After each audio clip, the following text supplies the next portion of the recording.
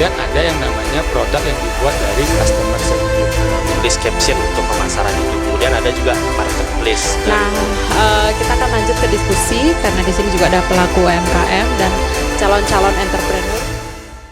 Oke, selamat pagi. Selamat datang di rumah belajar komunitas Mahima. Pagi ini dalam seri acara Tatkala Mei, hari ketiga, session pertama gitu ya.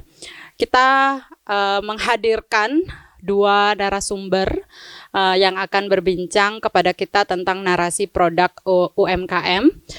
Yang pertama ada Eka Prasetya, seorang jurnalis Radar Bali yang kebetulan memperoleh beasiswa untuk menulis produk UMKM gitu ya.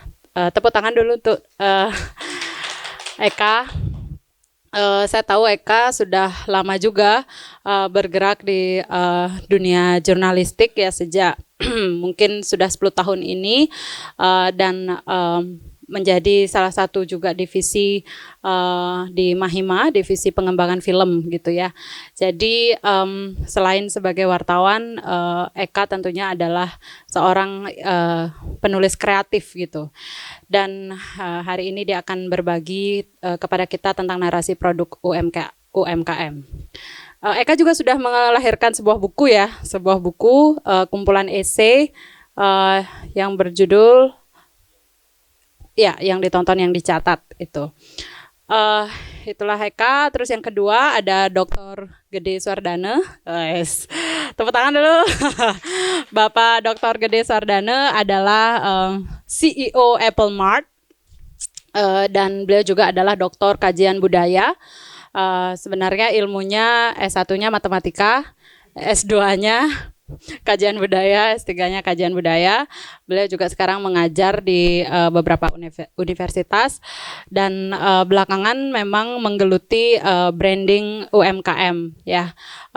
Saya harap kita bisa belajar banyak dari Bapak Gede Suardana juga pada kesempatan hari ini. Baik, untuk kesempatan pertama saya akan mulai dari Eka Prasetya dulu untuk sharing pengalaman, barangkali pengetahuan tentang narasi produk UMKM. Silahkan Eka. Ya baik, selamat pagi. Ini pertama kalinya saya mengikuti sesi pagi di Tatkala, biasanya malam terus. Dan kalau bicara produk UMKM itu sebenarnya mungkin sudah lama sekali Buleleng itu terkenal sebagai salah satu sentra UMKM di Bali dengan potensi 700.000 penduduknya itu hampir kalau saya tidak salah ingat ada 64.000 sekian UMKM di Buleleng. Dan sekitar 80% diantaranya itu adalah produk olahan. Jadi dia itu bergerak di bidang jual makanan, ya yang seperti itu. Terus sisanya itu baru produk-produk kreatif seperti buat patung, tas, kemudian salon itu masuk ya jasa dan itu 20% sisanya. Kemudian sebenarnya saya tidak pernah terpikir awalnya akan menulis UMKM secara intens gitu. Kalau sebelumnya itu paling menulis UMKM itu sebulan sekali gitu untuk melengkapi penugasan feature gitu, karena saya di media itu kan tiap minggu wajib nyetor feature. Kalau tiap minggu saya nyetor UMKM terus itu kadang di redaksi itu nanya, ini iklan atau gimana gitu. Sering kali seperti itu gitu.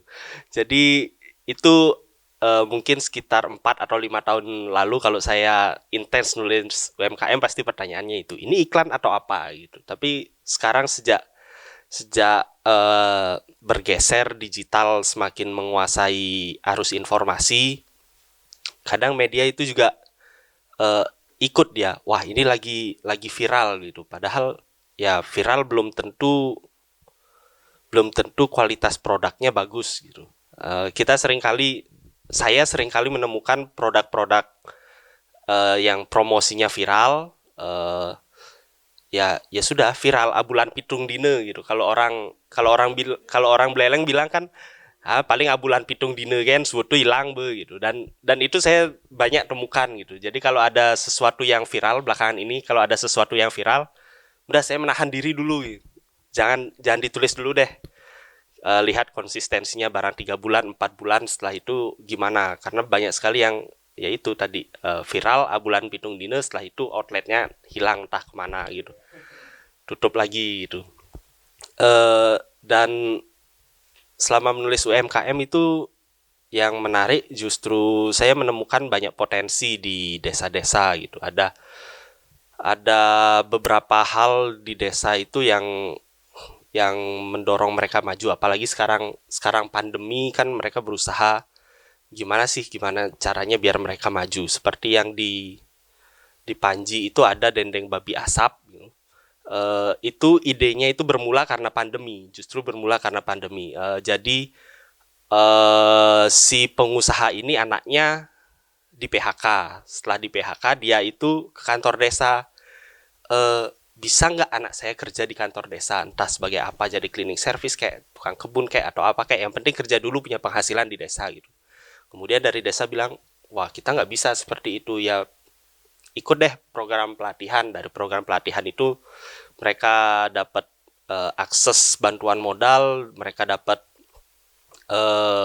akses bantuan pemasaran, dan akhirnya menjadi sebuah produk. Sampai hari ini masih konsisten meskipun promosinya tidak terlalu gencar. Terus ada juga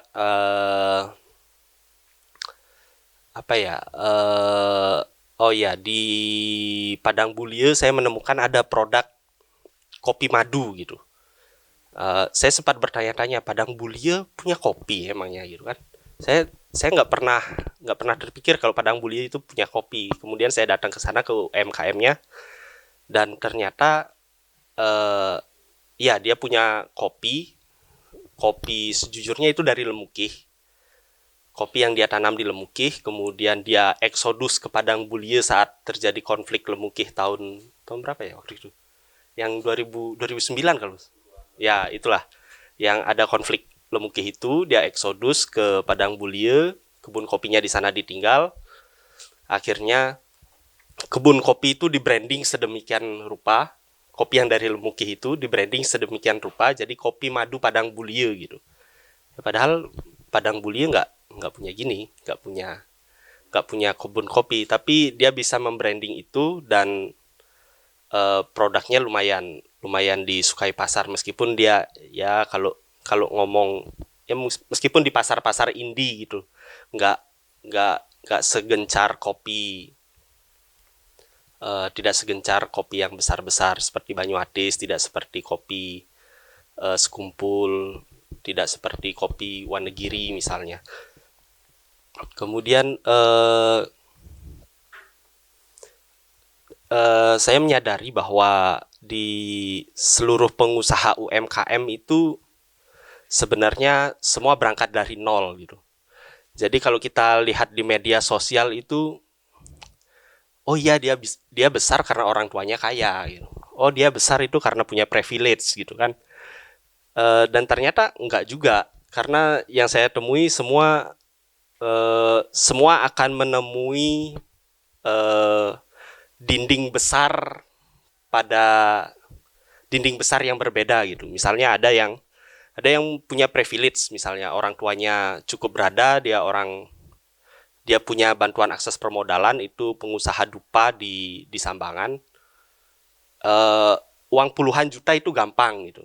Tapi dia butuh waktu 1 tahun hanya untuk menemukan produk yang tepat. 1 tahun loh, proses riset, proses pengembangan, bla bla bla bla, hanya untuk menemukan produk yang tepat. Dan selama setahun itu dia entah sudah berapa puluh juta bakar uang hanya untuk membuat produk dupa itu. Dan sekarang dia punya omset 250 juta sebulan. Dan uniknya lagi, dia ini sempat ditolak kerja di bank swasta gitu, bank swasta yang besar lah gitu. Ada juga yang tidak punya bantuan akses permodalan gitu, dan akhirnya dia bisa maju karena dia punya kemauan yang besar gitu. Dan saya yakini semua punya titik kesulitan masing-masing. Kemudian hal yang paling saya temukan dalam menulis UMKM itu adalah, yang pertama adalah masalah pemasaran. Pemasarannya itu masih sangat konservatif gitu. Hanya dari mulut ke mulut. Tidak banyak UMKM dari sekitar 50 UMKM yang saya datangi, tidak banyak yang memanfaatkan platform pemasaran digital yang sekarang sudah ada. Entah terutama di marketplace ya. Di marketplace itu tidak banyak yang menggunakan. Kemudian di media sosial pun mereka sekarang menemukan benturan tertentu gitu. Ternyata pemasaran di media sosial itu nggak segampang posting di pekan online Buleleng gitu misalnya. Karena posting sekarang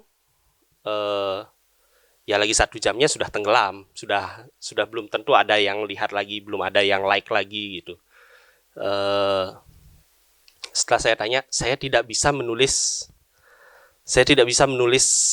caption yang menarik gitu.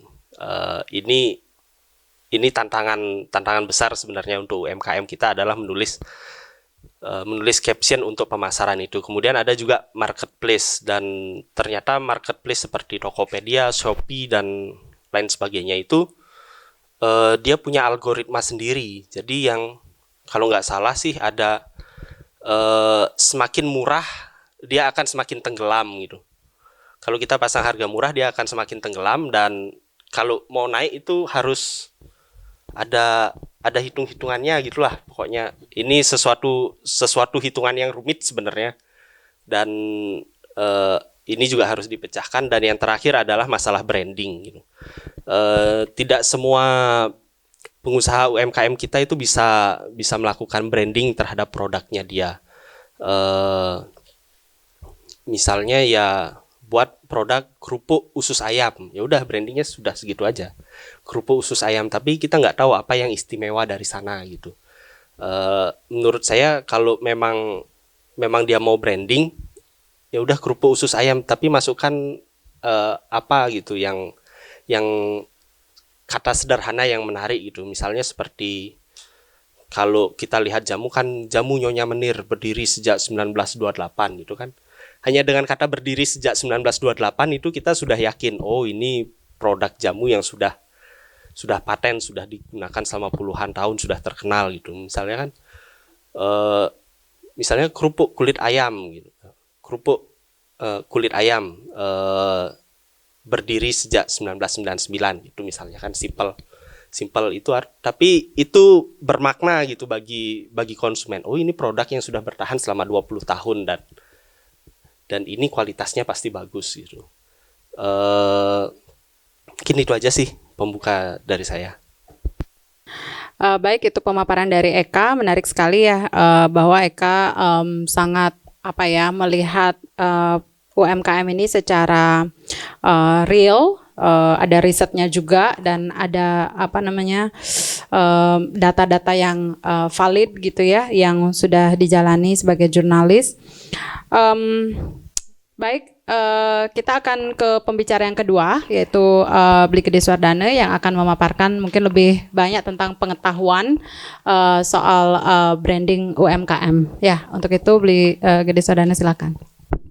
Terima kasih Onya, terima kasih Tatkala, dan terima kasih semua teman-teman UMKM yang kita bisa berdiskusi pada pagi hari ini, dan juga kolega saya, rekan, sahabat baik Eka, sama-sama jurnalis, sama-sama sering berada di lapangan. Nah, jadi apa yang disampaikan oleh Eka tadi sebetulnya merupakan fakta UMKM yang ada di seluruh Indonesia. Memang seperti itu pola UMKM. Dan kemudian dalam persoalan-persoalan yang dihadapi UMKM klasiknya ya memang seperti itu. Nah, dalam hari ini saya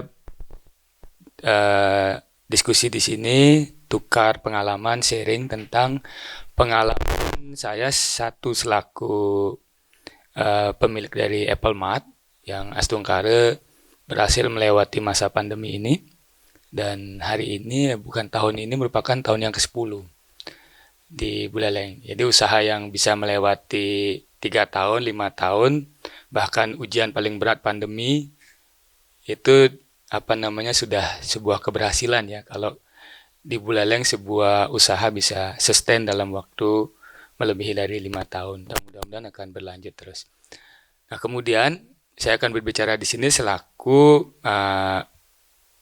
pegiat branding, karena saya selama masa pandemi banyak belajar soal ilmu branding. Ada workshop online yang saya ikuti, dan kebetulan tepat sekali ketemu seorang guru, mahaguru branding yang sangat hebat. Dia yang membranding McD, dia yang membranding teh botol, dia yang membranding permen yang lagi populer sekarang dimakan oleh Elon Musk, Kopiko. Ya, dia yang membranding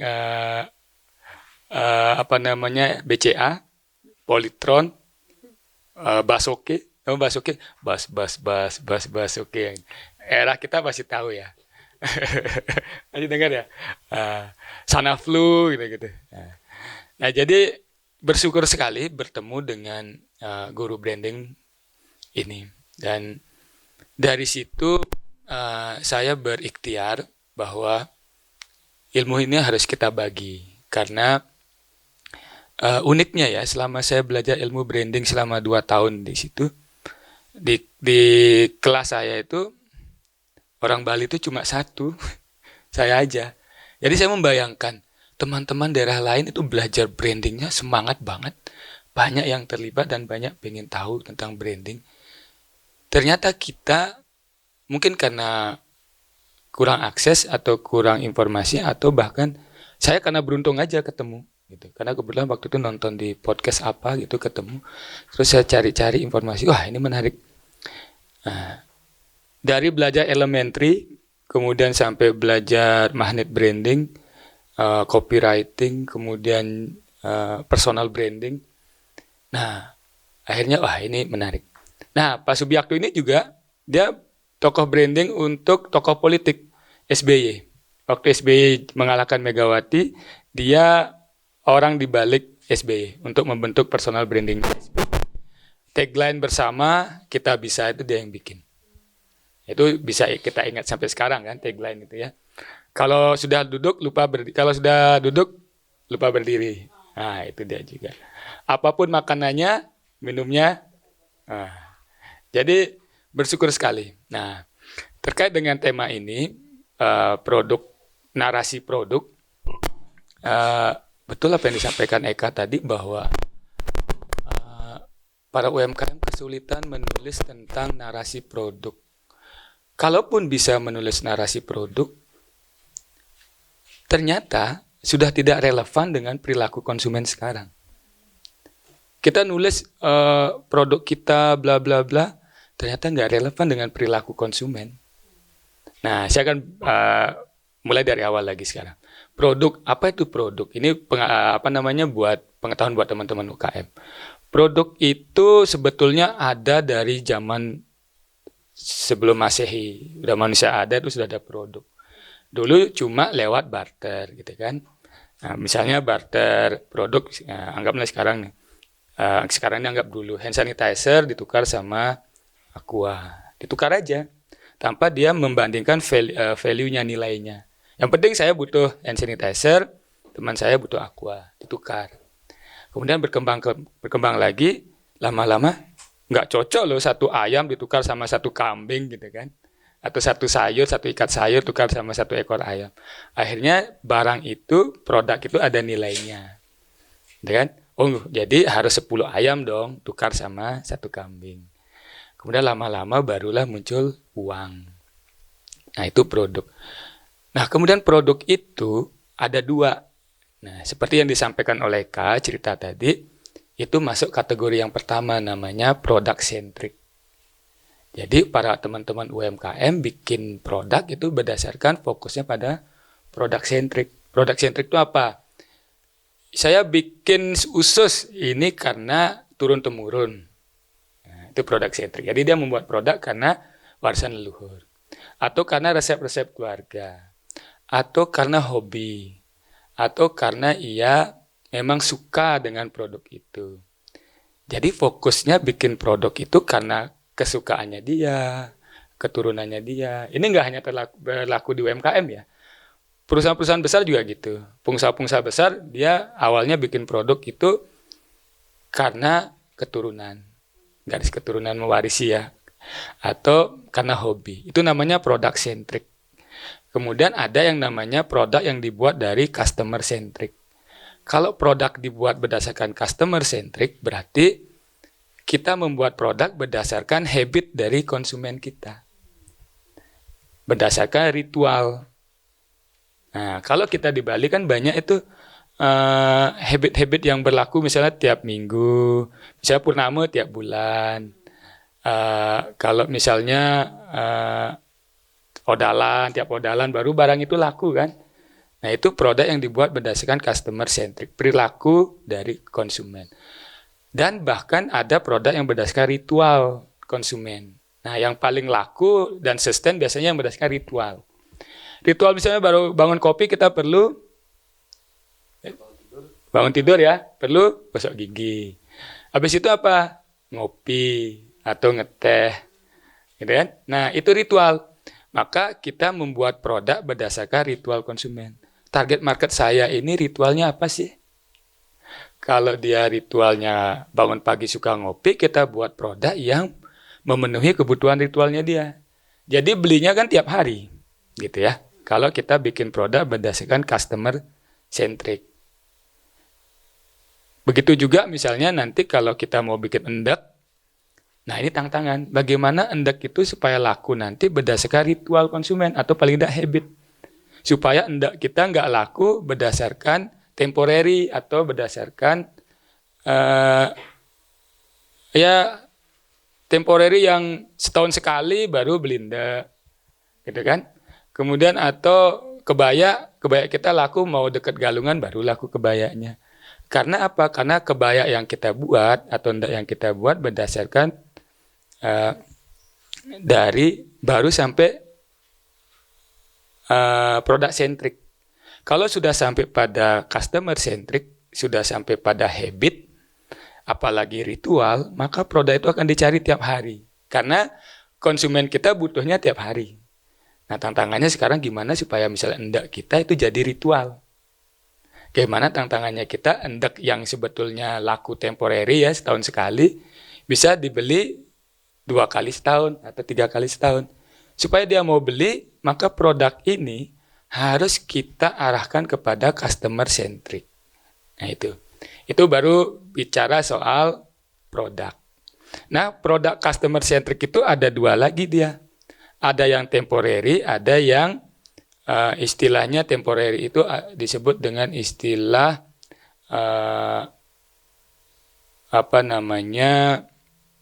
opportunist product. Opportunist product itu produk yang laku pada momen-momen tertentu. Kayak lebaran nih. Yang laku apa sekarang? Takjil kan? Nah, jadi berlomba-lomba orang buat takjil. Takjil itu dibuat berdasarkan ritual tahunan. Ya, ritual tahunan. Jadi orang berlomba-lomba buat takjil. Orang-orang yang lebaran, puasa, pasti makan takjil tiap sore. Bahkan orang yang tidak puasa pun pasti beli takjil gitu kan. Jadi takjil laku. Lakunya kapan? Ya pada saat lebaran aja. Karena produk yang dibuat meskipun dia customer centric tetapi masih opportunis, hanya temporary. Nah, kemudian ada yang namanya produk sustain. Sustain itu produk yang dibuat untuk memenuhi kebutuhan customer kita selamanya. Ya, kayak itu ritual itu. Pasta gigi itu kan pasti dibeli selamanya kan.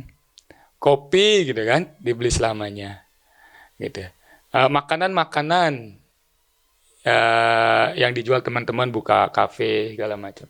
Itu dibeli selamanya. Itu yang produk yang namanya yang sustain. Nah, sekarang tantangannya adalah bagaimana produk kita yang ini bukan kesalahan ya, tetapi saya juga mengalami. Artinya setelah saya tahu ilmu ini salah juga, tapi janganlah bilang salah ke teman-teman UKM. Tersesatlah bahasanya kan, tersesat kita selama ini bahwa kita membuat produk dari produk sentrik. Nggak salah sih memang, karena itu yang kita alami sekarang dan fenomena para UMKM gitu. Nah sekarang kita tugas tantangannya adalah bagaimana produk-produk sentrik yang dibuat oleh teman-teman UMKM itu kita dorong supaya produknya dia berhasil memenuhi kebutuhan habit bahkan ritual dari konsumen. Bikin bokor supaya bokor itu jadi ritual gitu kan. Bikin tadi apa usus itu jadi ritual. Orang tiap makan nih, aduh saya kalau nggak temenin usus nggak enak nih. Jadi dia beli usus tiap hari. Nah, gitu. Apapun makanannya, minumnya teh botol usus. Itu kan ritual jadinya. Gitu kan? Nah, itu baru ngomong produk. Nah, sekarang baru kita masuk ke bagaimana sih bikin narasi produk. Nah, sebetulnya nanti akan saya mencoba untuk bergeser supaya kita tidak terjebak pada narasi produk centric, tapi pada narasi customer centric. Nah, narasi customer centric dan narasi product centric itu terkait sekali dengan yang namanya marketing. Kita kan udah bikin produk nih, entah itu product centric kita buat di awal, entah itu customer centric, produk berdasarkan customer centric. Teman-teman UMKM jangan juga merasa rendah hati bahwa perusahaan-perusahaan besar juga awalnya tersesat juga. Sama, ini pengalaman Pak Bi ya, teman ya guru saya branding. Enggak UMKM aja yang keliru, perusahaan besar juga keliru gitu. Karena apa ya? Karena kita pengetahuan belum punya. Nah, sekarang tantangannya itu. Nah, kemudian sebelum masuk ke narasi, saya akan loncatkan nanti dari narasi produk ke narasi customer. Kita harus tahu peta dulu. Nah, sebelum kita mau berperang, mau jualan, ini kan jualan ini modalnya banyak nih. Kita perlu banyak persiapan kan, peluru kita harus banyak. Peluru kita cukup, tetapi belum tentu kita menang di medan perang kalau kita belum tahu peta. Ini mau masuk kemana nih? Ke hutan kah? Kalau di hutan medannya kayak gimana? Kalau masuk ke padang gurun perangnya medannya kayak gimana? Nah, dalam melakukan marketing setelah teman-teman punya produk, teman-teman UMKM di Buleleng sampai 1000 berapa kah? 70. 1000-an ya? Ya. Yang di Buleleng? Ya. Nah, teman-teman UMKM harus mulai belajar peta dulu. Petanya apa? Nah, ini petanya saya kasih bocoran tipis-tipis di sini karena supaya tidak terbentur waktu. Karena panjang nanti kalau dicerita. Peta marketing itu sudah mengalami perubahan dari tahun ke tahun. Yang pertama saya bilang tadi adalah barter. Kemudian ada nilai uang. Setelah ada nilai uang, maka orang-orang membeli sesuatu itu berdasarkan nilainya. Nah, di era tahun 60-an, mulainya selling, orang itu jual produk. Makanya, dan ilmu ini tetap digunakan sampai sekarang. Itu tidak salah. Tapi tersesat di era sekarang. Gitu. Saya beri contoh begini.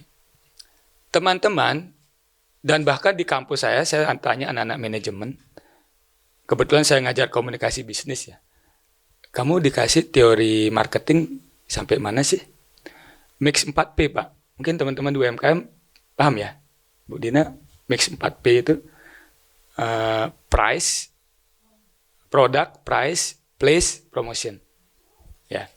Nah, rumus itu digunakan oleh teman-teman UMKM dari dulu sampai sekarang. Bisa sih, gitu. Cuma tidak relevan dengan perilaku konsumen sekarang. Sebab apa? Rumus atau mix 4P ini yang product, price, place, promotion ini adalah era tahun 60-an. Jadi orang pada saat itu perusahaan-perusahaan besar jual produk ya jualan produk, narasinya ya narasi produk. Karena fokusnya apa di marketing 1.0 disebut, Mix 4P. Adalah fokusnya pada produk. Yang dilakukan teman-teman WKM sekarang ini, sebetulnya kita mempraktekkan teori marketing tahun 60-an. Gitu. Ya, fokus pada produk. Ya apa? Misalnya, contoh saya aja lah, punya jus gitu kan, Apple Mart. Marketing saya adalah jus ini, saya pasti muji-muji jus saya tuh dalam kalau kita bikin narasi produk. Jus ini terbuat dari buah terbaik. Nah, jus ini diproses dengan cara-cara yang paling baik, dengan mesin-mesin yang paling bagus, diolah sangat steril. Kemudian menggunakan cup yang kita ramah lingkungan, misalnya begitu. Jadi kita memuji produk kita. Maka narasi yang muncul adalah jus Apple Mart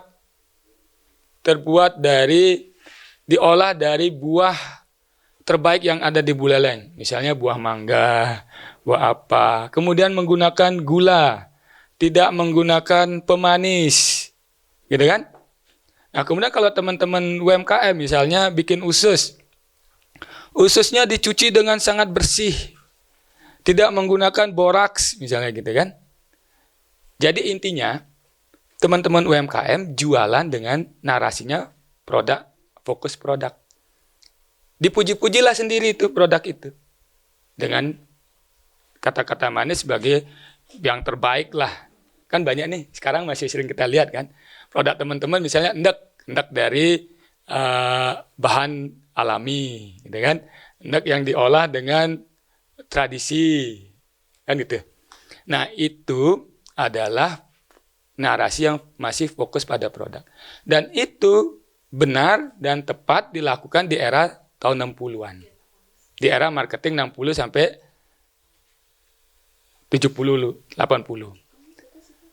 Nah, kemudian selamat datang adik-adik Persma Undiksa. Perkenalkan, beli dulu alumni. Sama Mbak Onya. Kita beli itu Pimred setelah lama vakum visi itu. Nah, satu baru Mbak Sonianya. Jadi selamat bergabung ya di sini ya. Alumni visi. Kalau visi dulu cari majalah-majalah yang masih ada enggak ya? Yang dulu-dulu ada di redaksi, ada beli di situ. Nah, oke, selamat bergabung. Nah, kemudian era marketing itu berkembang ke era namanya 2.0. Era 2.0 itu sudah mix 4C. Fokusnya pada customer, pada perilaku, habit, ritual customer. Jadi jualannya pada saat itu bukan lagi kita mempromosikan Aqua ini dari air terbaik, diambil dari air pegunungan yang paling apalah bla bla bla. Air terbaik pokoknya.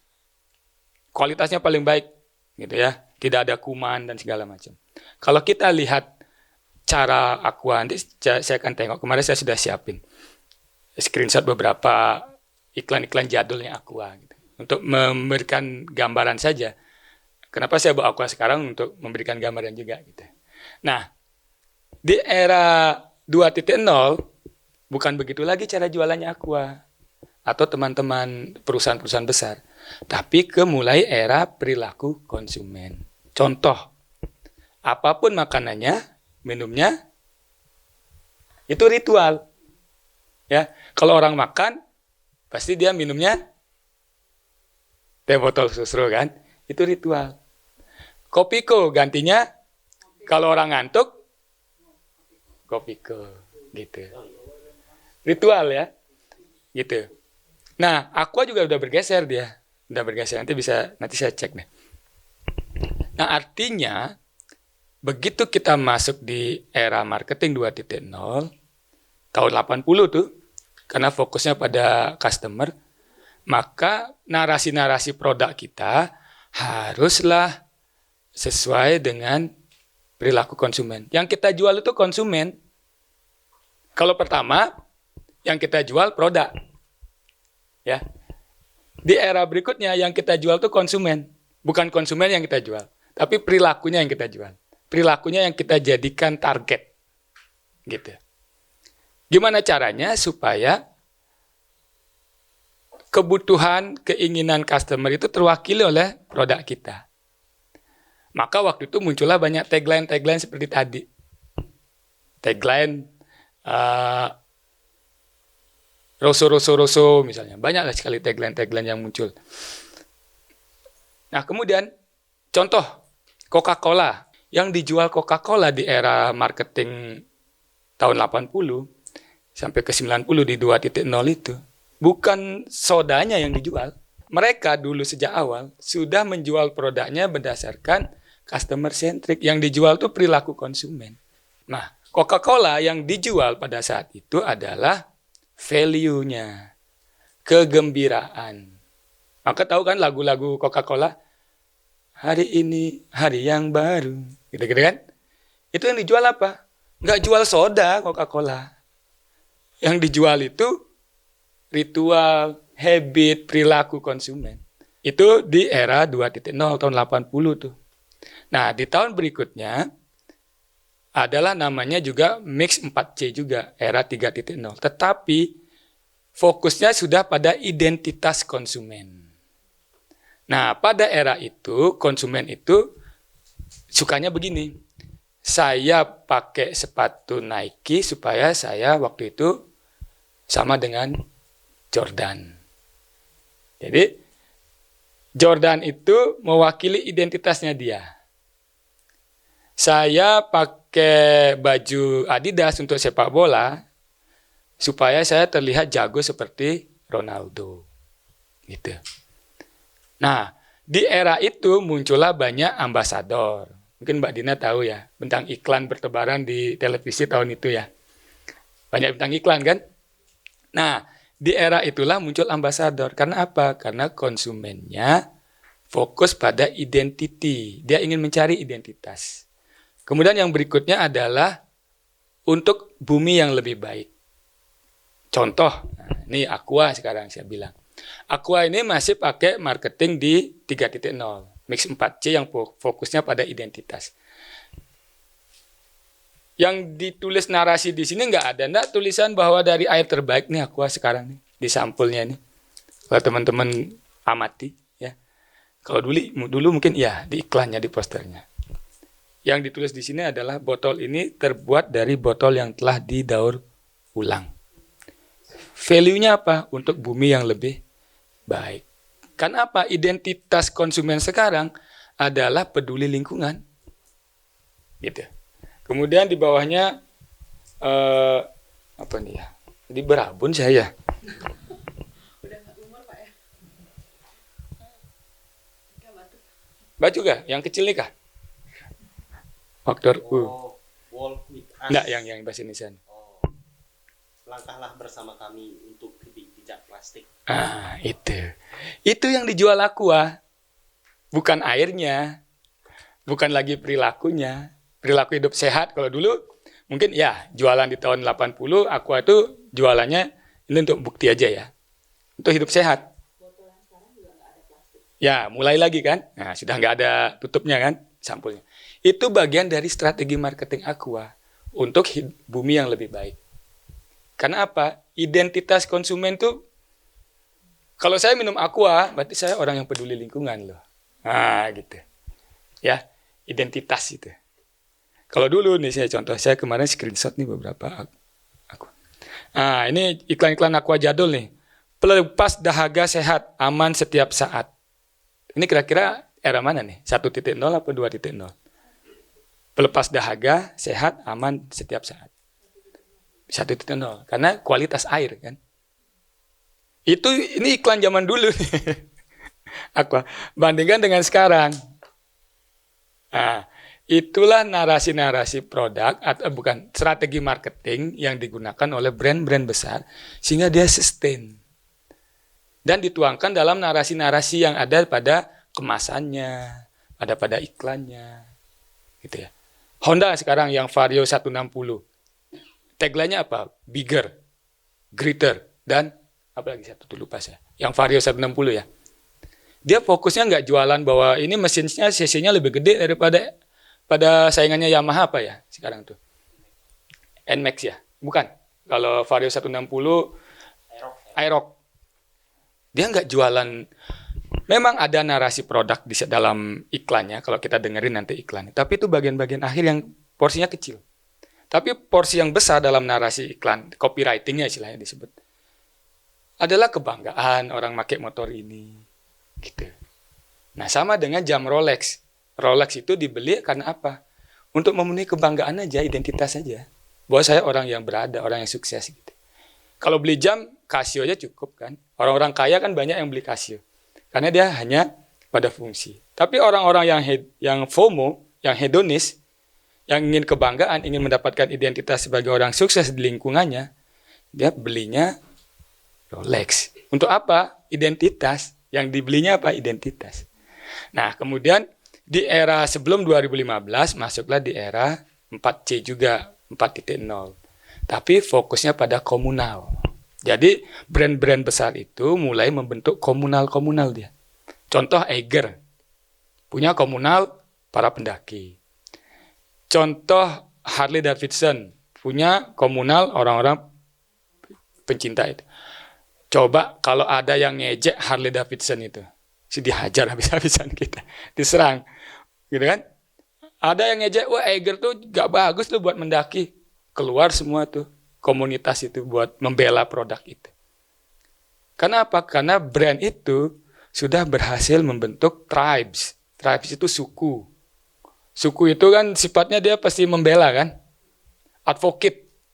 Atau sekarang disebutnya evangelis. Nah, gitu. Bayangkan bagaimana kita bisa sampai membuat produk kita dibela mati-matian oleh konsumen. Nah, mungkin nanti kita cuma sampai 2.0 aja udah bisa sustain gitu kan. Apalagi kita bisa grow up sampai ke marketing. Nah, sekarang ini, di mana kita berada kalau kita bayangkan peta kita? Ternyata marketing sekarang ada di mix 4E. Namanya post marketing 4.0. Apa itu mix 4E? Satu, engagement. Engagement itu kedekatan ya, menjalin kedekatan. Ya. Ada hubungan. Ya. Kemudian excitement, ikatan emosi. Kemudian everywhere. Kemudian terakhir evangelis. Dan ada plus P-nya lagi promoters. Nah, di era sekarang, ini anak-anak muda ini Mbak Dina dan teman-teman. Dialah yang mendistrupsi semua era marketing 1.0 sampai 4.0. Dia nggak peduli lagi dengan tokoh artis yang jadi bintang iklan. Tidak pengen saya pakai sepatu ini biar saya mirip Ronaldo. Enggak. Perilakunya udah nggak gitu mereka sekarang. Perilaku kaum milenial ini. Gitu. Dia sekarang sudah jadi konsumen itu seperti sekarang tuh binatang buas. Kalau dulu kita menganggap konsumen raja ya. Harus dilayani sebaik-baiknya. Kalau sekarang konsumen itu binatang buas. Dia datang ke tempat kita, makan, flexing gitu kan. Flexing segala macam, pamer gitu kan. Apalagi kaum FOMO nih anak-anak muda gitu kan. Kaum inovator. Masih flexing. Kalau bagus, review mereka bagus. Tapi kalau jelek, reviewnya mampuslah kita. Jadi sekarang hati-hati. Kita mengundang konsumen datang ke tempat kita. Kita mengundang binatang buas. Bukan mengundang raja yang harus kita layani sebaik-baiknya. Enggak. Mereka binatang buas. Bisa menyanjung produk kita, bisa membunuh produk kita. Itulah kaum milenial. Sekarang perilakunya ada di 4E itu. Gitu. Dia bisa jadi promoters, mempromosikan produk kita. Bisa jadi pembunuh produk kita seketika. Nah, inilah perilaku konsumen di era post 4.0. Namanya mix 4E. Nanti kita akan belajar. Kalau teman-teman UMKM, ayo kita diskusi untuk grow up ya usaha kita. Ya harus relevan dengan situasi sekarang. Gitu. Kalau enggak bakalan. Kita hidup karena produk centric. Ya hidup untuk makan sehari-hari aja. Perusahaan kita enggak grow up. Nanti ada lagi caranya tuh Mbak Dina dan teman-teman. Untuk meraup konsumen supaya sampai kita masuk ke kelompok lagats. Sebetulnya kita sekarang ini, seperti yang Kak bilang tadi, gimana tuh Kak? Ada bikin kafe, seminggu, tutup. Nah, ada itu penyebabnya. Saya baru ketemu. Saya dulu sering bertanya sama Eka, sering diskusi kan. Sampai Eka lari ke Denpasar kan, gitu kan. Artinya dia bikin usaha di situ. Sering cerita, kenapa sih 3 tahun di Belaleng udah habis ya? Ini bahkan bulan pitung dina gitu kan. Ya. Sering diskusi dulu. Akhirnya saya ketemu jawaban setelah saya belajar branding. Ternyata pasar yang kita dapatkan selama ini, cara marketing kita baru sampai menyasar kaum inovator dari target market kita. Dari populasi berdasarkan demografi, geografi, jenis kelamin, gitu ya, penghasilan, gitu dan sebagainya. Ternyata baru kaum inovator yang jumlahnya 2,5% dari populasi, katakanlah target market kita. Nah, oke lah, buka kafe nih baru. Wah, rame banget nih. Penuh. Pengalaman kita bisa membayangkan lah kafe di Belaleng kan. Kafe kopi gitu, rame banget. Di sebelahnya lagi ada yang bikin baru dengan customer centric dia, Instagramable, kemudian segala macam gitu ya. Konsumen yang semua di sini lari ke tempat lain. Ini baru bulan pitung dina nih. Tiba-tiba ini sepi. Kok nggak ada pembeli saya sekarang nih? Baru saya tengok, konsumen saya di situ. Oh, ternyata penyebabnya adalah konsumen kita selama ini adalah baru pada tahap inovator, orang-orang yang paling cepat menerima perubahan. Apa aja hal yang baru? Ini anak milenial. Pasti paling awal ada di situ. Kenapa? FOMO. Takut ketinggalan, takut nggak update duluan. Kayak gacuan tuh. Saya paling awal di situ buat saya. Bener nggak? Paling pertama ada di situ di antara teman-teman. Nggak. Ini ada nggak?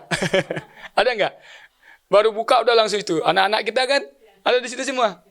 Anak-anak kita itu kaum FOMO. Fear of missing out. Atau follow. Jadi orang yang takut ketinggalan. Nah, itulah konsumen kita yang kalau kita strateginya 1 produk sentris, 2 masih pakai belum masuk ke customer centric dalam marketing kita. Saya juga ngalami dulu ya.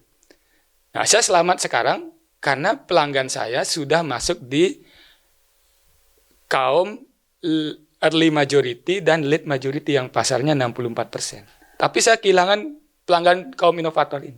Saya merasakan anak-anak muda jarang lagi ke situ karena mereka udah suka kebaruan, mana ada kafe baru diserbu. Makanya yang lain umurnya bulan pitung gini aja.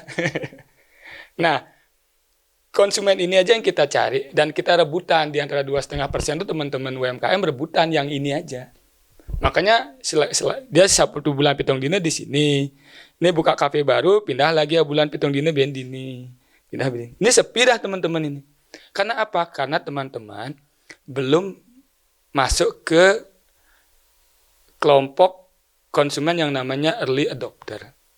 Dan early majority dan late majority dan laggards. Nanti kita cerita kalau ada waktu. Gitu ya. Artinya kita belum melompat ke pasar yang lain. Itu ada strategi marketingnya beda-beda. Jadi bayangkan usaha kita, mungkin Mbak Dina mungkin sering curhat sama teman-teman. Kok pendapatan saya segini-segini aja ya? Nggak tumbuh-tumbuh ya? Padahal saya pengen tumbuh. Padahal produk saya bagus gitu. Terus kalau ada teman buka usaha di situ, kok dia belanjanya di situ ya? Jadi konsumen itu kita rebutan konsumen yang sama sebetulnya. Karena kita belum masuk ke konsumen yang lain. Karena strategi marketing kita nggak sesuai dengan kelompok-kelompok target market kita. Nah, sekarang balik lagi ke era 2.0 karena kita mau bikin narasi produk. Nah, jadi penekanan saya di sini adalah dalam membuat narasi produk kita harus fokusnya pada customer centric. Pelajarilah produk kita. Kalau kita sudah kadung bikin produk, udah punya produk, pelajarilah target market kita, perilakunya. Catat tuh, habitnya dia tiap minggu ngapain, tiap bulan ngapain, terus ritualnya apa aja tiap hari. Nah, kalau kita sudah dapat ritualnya, database dari ritual konsumen kita, maka kita buat narasi-narasi yang bisa membangkitkan ritual mereka. Sehingga mereka butuh tiap hari produk kita. Jadi dia beli usus itu bukan karena dia enak, enggak. Tapi buat memenuhi ritualnya dia. Kalau enggak makan usus, si siapa produk ini nggak makan rasanya. Kalau kita nggak minum teh botol, kayak nggak habis makan gitu. Nah gitu. Nah jadi itu. Nah kemudian teknis penulisannya nanti dalam diskusi. Silakan Mbak Onya. Terima kasih banyak. Kita beri aplaus dulu kepada dua pembicara ya. Menarik sekali ya. Jadi mungkin karena background dua pembicara ini adalah jurnalis, jadi memang riset sama field knowledge-nya itu kuat sekali. Apalagi mungkin Bli Gede Suardana juga akademisi dan juga pengamat budaya gitu. Saya rasa kalau dua pembicara ini bicara soal UMKM itu tidak ada yang tidak ada yang tidak bisa dipetik gitu, semua bisa dipetik gitu. Nah, kita akan lanjut ke diskusi karena di sini juga ada pelaku UMKM dan calon-calon entrepreneur juga ya, adik-adik mahasiswa, kemudian ada komunitas juga. Sekarang kita buka diskusi, yang ingin bicara, bertanya atau komen silakan. Makasih kesempatannya. Diskusinya tentang narasi aja langsung ya. Kebetulan saya kan punya produk tas handmade. Kadang-kadang saya benar-benar kesulitan untuk menarasikan apa kelebihan mungkin atau apa yang mau saya tonjolin di tas yang saya buat. Karena saya lihat produk yang kita buat itu sebenarnya tidak kalah dengan yang lain. Tidak kalah, mungkin lebih malah dengan produk, kualitas dan bahan-bahannya. Tapi kadang-kadang kita dalam menarasikan, membuat postingan dan sebagainya itu mungkin kalah catchy gitu. Maksudnya kalah bahasa lah dengan yang produk yang lain gitu loh. Tapi setelah orang melihat dan bagaimana, mereka sebenarnya lebih tertarik untuk membeli punya kita gitu loh. Setiap kalau dia lihat fisiknya istilahnya. Tolong dong saya dikasih saran atau apa, karena memang saya keterbatasan dalam hal menulis. Jadi apa yang ide yang ada di kepala saya atau ininya kan kebetulan kita bikin produk sendiri, jadi kita sebenarnya tahu banget apa kelebihan dan kekurangan produk kita. Cuma nggak bisa mengungkapkan gitu loh. Apalagi bikin sesuatu yang sebenarnya menarik customer untuk sekedar melihat lah kadang-kadang di postingan dan sebagainya. Mohon saran dan idenya Pak. Terima kasih. Terima kasih atas kesempatannya. Saya perkenalkan dulu, saya Rizky Yoga Ramadan dari UKM Prisma Visi Undiksa. Saya ingin bertanya, misalkan kita ingin membuka sebuah UMKM atau produk apa gitu. Nah, kan apalagi di zaman sekarang itu media sosial adalah penggerak misalkan kayak mengiklankan itu lewat media sosial seperti TikTok, Instagram dan lainnya. Kan di sana juga ada orang atau istilahnya afiliator ya rasanya, yang mengambasador produk kita. Itu tuh untuk zaman sekarang apakah sangat diperlukan mereka untuk melakukan endorsement atau bagaimana, atau apapun itu, atau tidak sama sekali, atau kita melakukan pengiklankan secara mandiri aja melalui kita yang buat media sosialnya, kita yang mengiklankan secara mandiri tanpa perlu memerlukan orang-orang dengan nama yang besar. Itu aja sih pertanyaan saya. Terima kasih. Inilah tantangan kita di UMKM Buleleng. Saya juga punya cita-cita bagaimana teman-teman UMKM ini jago dalam bikin copywriting istilahnya. Copywriting ya. Bahkan kalau Onya bisa, kita Mahima nih bisa ngajarin teman-teman bikin storytelling. Storytelling tentang produk. Ya. Nah, ya, bisa ya kayaknya ya.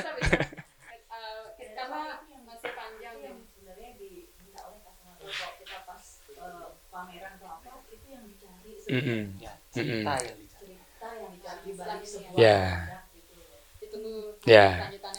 Nah, ini bisa jadi nih dari pengalamannya Mbak Dina, kita nanti bisa workshop copywriting, storytelling, bikin tagline. Produk sesimpel atau sejelek apapun kalau dibaliknya ada storytelling itu bisa jadi produk yang bagus, yang mahal, karena ceritanya yang dijual plus dengan produk. Ya. Makanya kita bayangkan Steve Jobs ya, almarhum. Dia storyteller produk terbaik dia. Hanya dia aja ngomong tuh produk itu ditunggu-tunggu tuh. Karena dia mampu menceritakan bagaimana bukan storytelling itu Mungkin Onya bisa nambahin ya. Storyteller itu bukannya hanya mampu membuat cerita yang menarik, tapi bagaimana menceritakan dengan menarik. Itulah kekuatan seorang storyteller. Bagaimana menceritakan.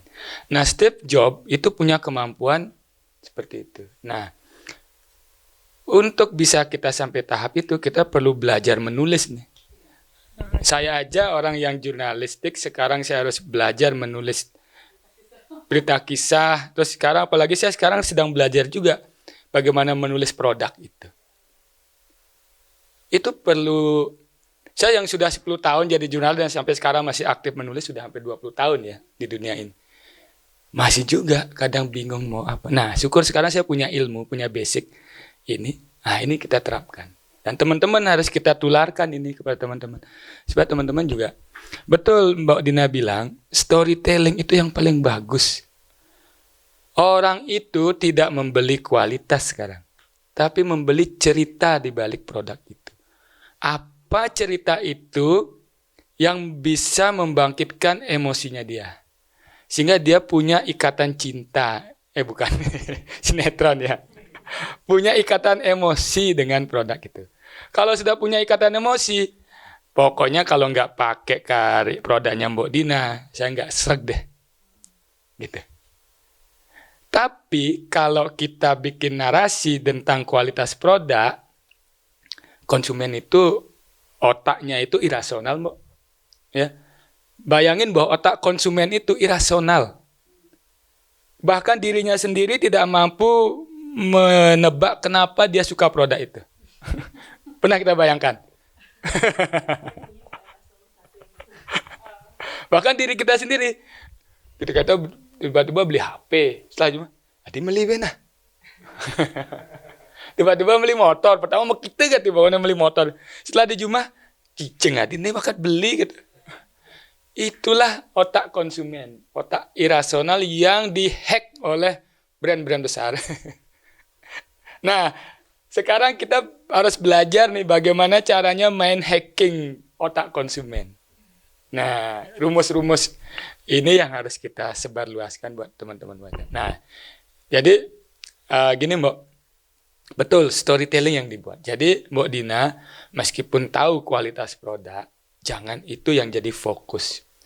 Boleh diceritakan, tapi bukan fokus. Kalau di menulis berita, sudut pandang ya, angle-nya bukan itu. Nah, nanti kita perlu belajar praktek dulu. Kalau sekarang kan nggak cukup nih. Nah, kita harus jelaskan.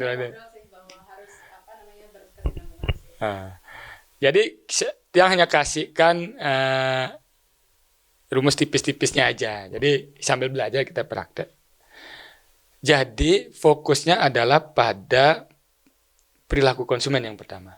Konsumen kita kan paham nih, oh konsumen saya perilakunya kayak gini, habitnya kayak gini, ritualnya kayak gini. Nah, bikinlah cerita-cerita yang bisa mewakili ritual mereka. Jadi dia seolah-olah kalau make itu, wah iya ya, betul ya. Entah itu rasa identitasnya yang dapat dia, entah itu perilakunya. Bahkan kalau kita mampu menjalin ikatan emosi antara produk kita dengan customer, dia jadi promoters kita gratis. Ini menjawab pertanyaan Rahmat tadi. Jadi promoters kita gratis. Maka era sekarang itu namanya post mix 4.0. Di mix 4P itu yang terakhir evangelist dan promoters. Pernah lihat nggak? Orang-orang sekarang repost, reshare, kemudian ngetag. Itu bagian dari strategi WOM itu. Tapi di era digital. Dia mau sukarela begitu kalau dia merasakan ada ikatan emosi dengan produk itu. Kalau enggak awal-awalam, boro-boro dia mau nge-repost produk kita, enggak. Nah, untuk membangun ikatan emosi itu storytelling. Untuk bisa nulis storytelling, nah ini ada rumus lagi, tapi tipis-tipis saja, enggak cukup di sini. Kita harus mampu punya value-nya. Value produk Mbok apa? Apakah value-nya kebanggaan? Apakah value-nya uniqueness, keunikan? Apakah value-nya misalnya rasa cinta? Romantika di situ. Nah, kalau sudah kita menemukan value-nya, nah, tinggal klopkan aja nih perilaku konsumen saya apa sih, ritualnya apa sih. Kalau enggak, kita buatkan biar itu jadi ritualnya dia gitu. lewat cerita. Sama kayak orang jual rumah. Kalau di bahasa Indonesia tetap aja rumah namanya, kediamannya. Kalau bahasa Inggris, walaupun saya nggak begitu jago bahasa Inggris ya, jual house sama jual home itu beda nilainya. Banyak teman-teman kita jualnya fisiknya, house-nya. Tapi para orang-orang pengusaha besar yang properti sukses, dia jual value-nya, home, kenyamanan. Kenapa? Konsumen merasa, oh ini yang saya butuhkan gitu. Padahal kualitas produknya bagus, atau juga nggak begitu bagus-bagus banget, tetapi dia mampu membangun value di situ, sehingga konsumen merasa, oh iya ini yang saya butuhkan. Bukan rumah fisiknya yang saya butuhkan, tapi kenyamanan. Saya dengan keluarga merasa, wah pokoknya di rumah ini dia akan membayangkan, punya ingkatan, ya punya penasaran, imajinasi. Kalau saya ada di home, di rumah itu saya akan begini. Nah, untuk bisa itu, storytelling tuh yang kuat. Gitu. Bukan kita jual rumah dari batu bata, atau yang ini dari batako, yang ini tehelnya dari granit, atau dan sebagainya macam. Kan kita kebanyakan begitu kan. Jualan produk kan. Kalau fokus jualan produk, jadi narasinya jatuhnya di situ. Tapi kalau kita fokus jualan value, apapun jenis produk kita, yang kita jual adalah cerita. Nah, untuk bisa dapat cerita, kita harus tahu value-nya kita dulu. Cocokkan dengan perilaku. Mudah-mudahan itu bisa, Mbok. Nanti teknis saya jelasin lagi. Ada beberapa, cuma enggak bisa dalam ya, hanya sedikit-sedikit. Eka bisa tambahin dulu. Nah, Eka bisa pengalaman. Mungkin saya berbagi sedikit tentang bagaimana pengalaman saya menulis berita UMKM ya. Jadi untuk menulis berita UMKM itu saya selalu mengawalinya dari why, kenapa gitu. Kenapa sih kamu mengembangkan produk ini gitu? Apa pilihanmu mengembangkan produk ini gitu? Kenapa kamu harus, misalnya kenapa sih kamu harus membuat dendeng babi asap gitu? Kenapa kamu tidak membuat dendeng ayam gitu yang segmentasi pasarnya notabene lebih luas gitu? Ternyata di sana ada cerita yang dijual, ada value yang dijual, bahwa ada misi mengembalikan kejayaan babi hitam Bali gitu. Nah, itu kan ada value. Jadi dia memilih, ya saya sadar bahwa dendeng ayam atau dendeng sapi itu pasarnya lebih besar, tapi ada pilihan untuk menggunakan dendeng babi, daging babi hitam yang pada saat itu sedang hype gitu. Dia mencoba masuk ke sana dan sekarang dia berhasil. Jadi cerita itu yang dia jual, cerita itu yang dia masuk gitu. Kemudian saat saya menulis berita juga saya selalu bertanya how bagaimana sih kamu melakukan prosesnya, karena dalam setiap proses proses produksi itu selalu ada cerita-cerita yang menarik, karena jujur teman-teman UMKM itu pasti tidak mungkin dia sebulan 2 bulan itu melakukan produksi jadi gitu, sangat tidak mungkin gitu. Pengalaman saya paling cepat sih 3 bulan gitu, atau ada juga yang memang sudah bisa langsung jadi karena dia memang sebelumnya sudah habitnya seperti itu, sebelumnya sudah biasa memasak, kemudian membuka warung langsung jadi gitu kan ya, itu karena sebelumnya dia sudah itu. Tapi kalau dia mengawali belajar memasak dulu atau apa, itu paling tidak dia itu perlu waktu 3 bulan. Jadi saya tanya, how gimana sih kamu prosesnya di sana? Jadi dia itu saya sebenarnya banyak belajar dari bukunya almarhum Bondan Winarno. Jadi di sana itu karena pasar karena UMKM kita sebagian besar adalah produk olahan, saya harus baca buku itu. Jadi bagaimana sih menonjolkan rasa gitu. Jadi kalau baca bukunya almarhum Bondan itu saya ngiler sendiri baca aja saya sudah ngiler gitu, dan saya belum mampu menduplikasi seperti itu. Ya, cara menulis seperti itu. Benar, almarhum Bondan itu sangat jago untuk menulis. saya kalau menulis produk UMKM itu selalu berusaha membayangkan gimana sih cara membangkitkan selera konsumen gitu. Dan itu memang susah. Saya sendiri belum menemukan pola yang tepat gitu. Tapi saya selalu mengakalinya begini. Saya biasanya setelah liputan itu kan saya dapat satu produk. Satu produk saya kasih tempat rasain gitu. Gimana sih komentarmu tentang itu gitu. Ya udah itu aja yang saya tulis gitu. Jadi dalam menulis berita UMKM itu juga penting menyertakan suara konsumen di sana gitu. Karena itu adalah bagian dari ya promosi secara halus lah. Kalau di media massa promosi secara halus dan kalau di branding mungkin sebagai loyalty konsumer ya, mungkin bisa masuk ke sana dan bisa menarik konsumen baru gitu. Dan kalau produk-produk kalau produk-produk mungkin seperti pakaian itu mungkin pakaian atau tas itu saya tertarik sebenarnya saya tertarik dengan gaya promosinya Ayu Windy ya. Bagaimana dia berusaha menyesuaikan pakaian, menyesuaikan endek dengan segmennya dia gitu. Misalnya pakai TikTok gitu. TikTok yang kan ada tren TikTok jalan gini bajunya ganti, jalan begini bajunya ganti gitu. Dan saya pikir itu mungkin Mbak Dina bisa menduplikasi itu, misalnya tas mana yang cocok untuk gaya kantoran gitu. Buat konten TikTok seperti itu, tas mana yang cocok gaya kantoran, mungkin sekejap kemudian dia ganti tas mana yang cocok untuk gaya casual gitu. Sebentar lagi dia ganti tas mana yang cocok untuk jalan-jalan ke pantai gitu misalnya kan, dengan outfitnya. Bagian sudah membentuk ritual. Ya. Dan ritual konsumen. Ya, misal pokoknya disesuaikan aja outfitnya. Misalnya Mbak Dina tasnya yang selempang, outfitnya seperti apa yang cocok gitu. Ditonjolin aja di TikTok seperti ya kayak model gitu. Sebentar lagi berubah seperti apa gitu ya kan. Itu menurut saya itu cara yang menarik untuk melakukan menarik konsumen ya. Kemudian mungkin menjawab pertanyaan Rama, apakah endorsement penting gitu?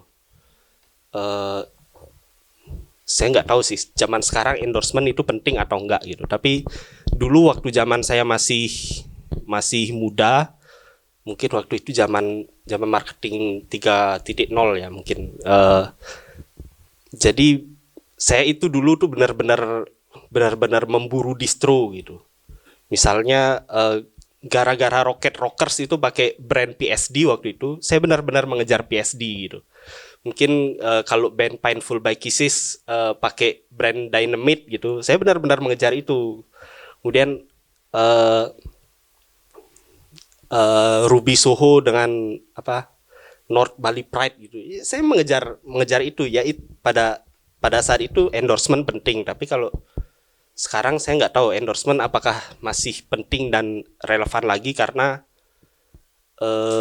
terkadang orang itu tidak melihat tidak melihat talentnya gitu, justru lebih melihat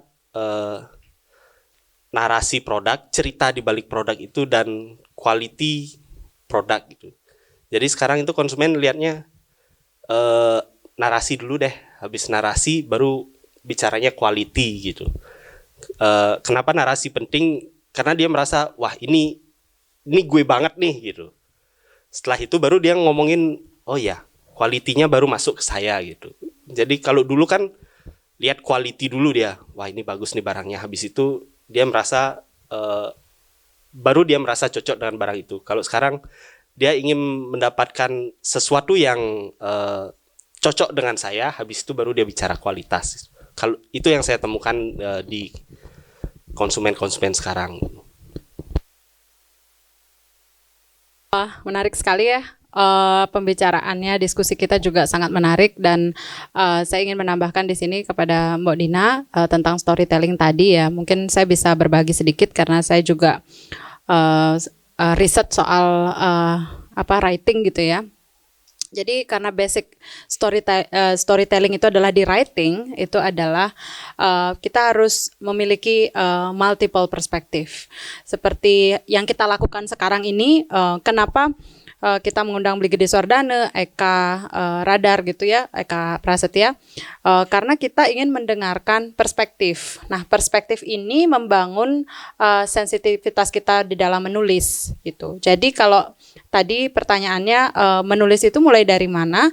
Bisa dimulai dari membangun perspektif gitu. Perspektif itu juga tidak serta-merta datang begitu aja. Perspektif itu juga hadir kalau kita punya pengetahuan. Nah, pengetahuan itu hadir kalau kita juga aware dengan apa yang terjadi di masyarakat kita.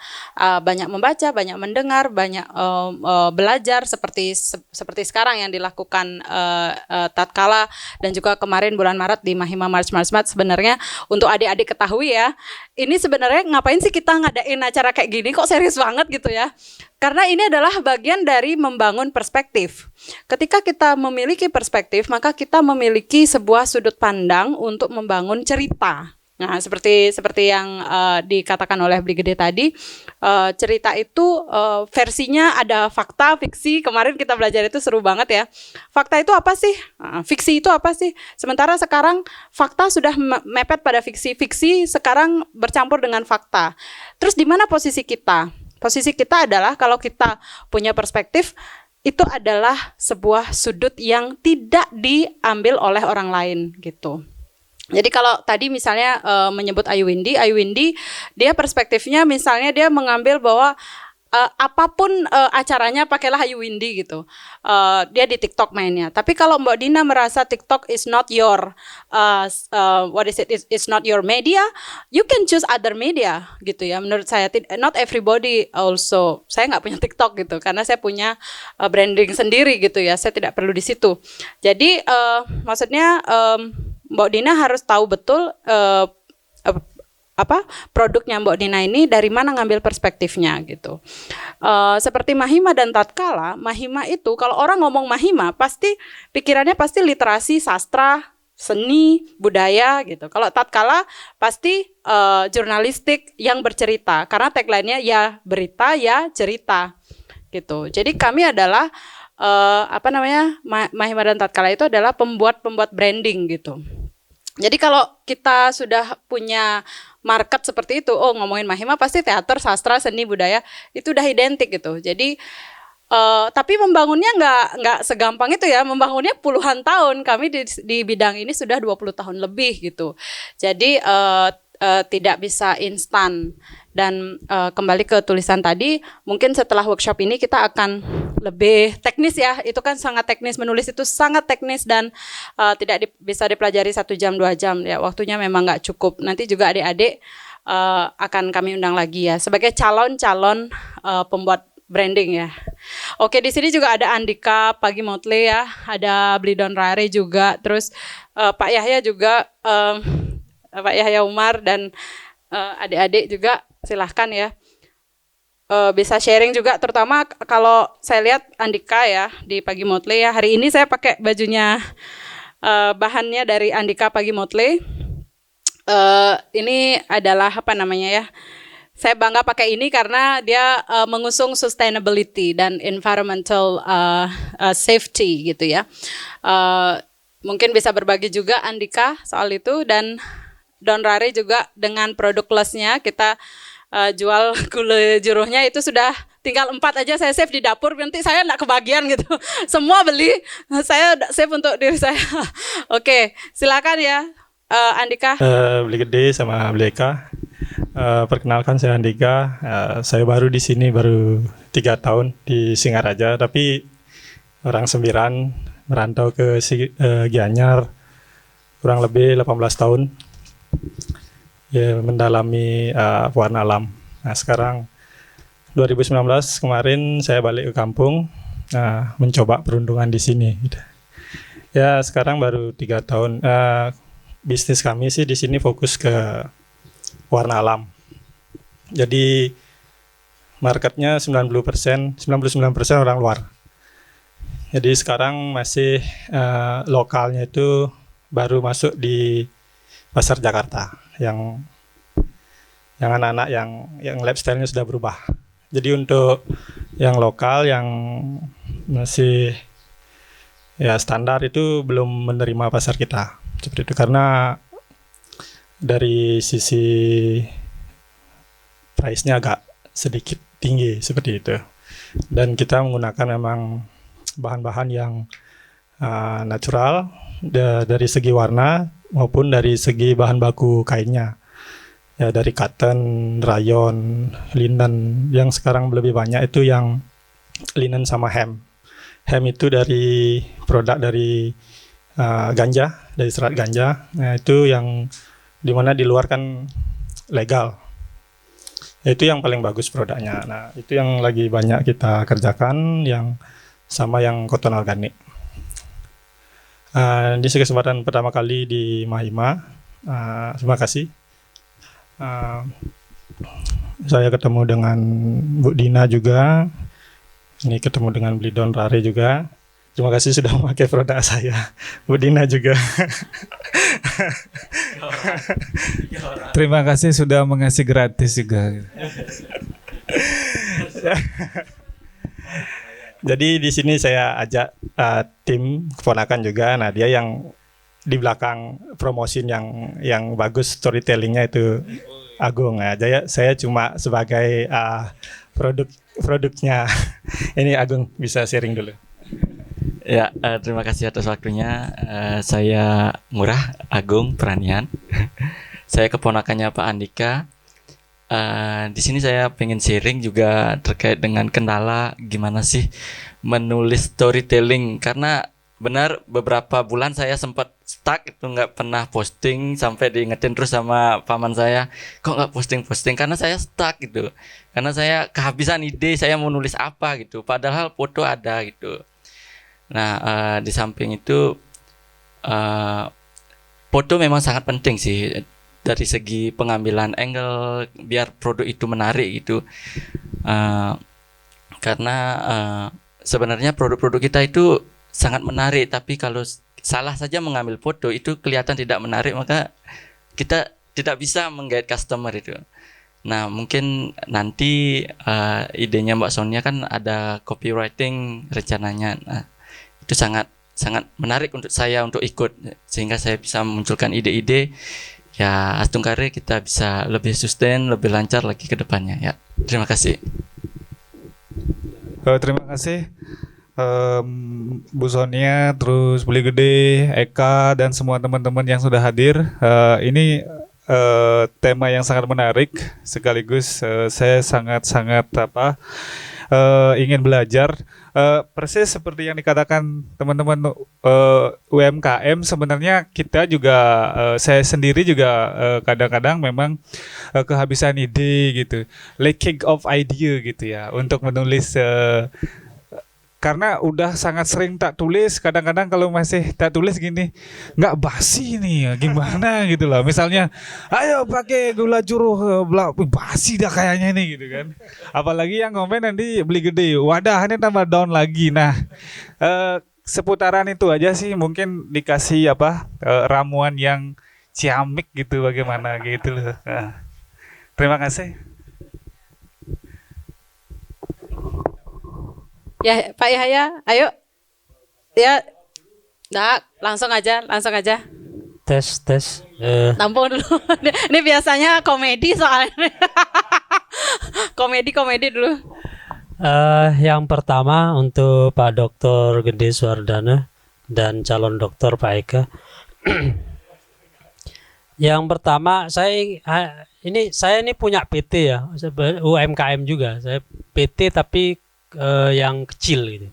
PT-nya itu PT perorangan itu kan kecil. Sekarang ada istilah PT perseroan terbatas yang bisa dibikin oleh perorangan, dan saya punya itu untuk usaha saya di bidang publikasi.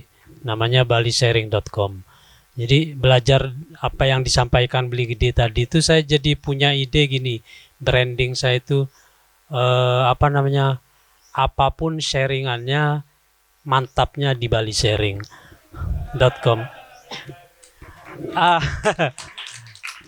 Pertanyaan pertama untuk beli Dokter Gede Suardana, membangun narasi tadi yang seperti ditanyakan Ibu tadi itu, sebaiknya itu dalam apa bentuk fakta apa fiksi?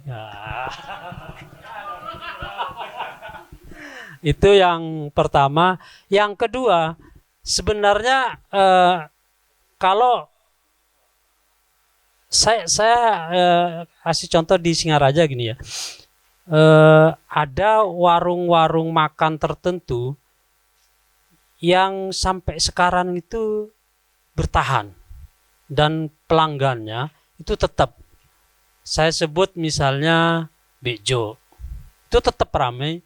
Kemudian Tipat Tahu yang di belakang kampus itu Pak Kumis itu tetap ramai. Apakah mereka itu terbantu oleh yang diistilahkan beli gede tadi, saya kosong sekali itu, yang promotors itu fungsinya. Padahal itu sudah lama sekali gitu. Dan masa itu mungkin masa yang disebut 1.0 ya, apa 2.0. Tapi sampai sekarang, nah itu apa sebenarnya kalau dilihat dari segi marketing, kebertahanan mereka itu sebenarnya dilihat dari sisi marketing seperti apa? Apakah karena keberuntungan dan itu mungkin di luar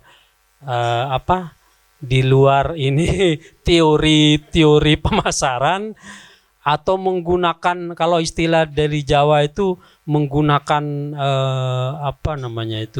jampi gitu kan, apakah seperti itu atau apa dari segi beli gede? Kemudian ya itu aja dah, makasih.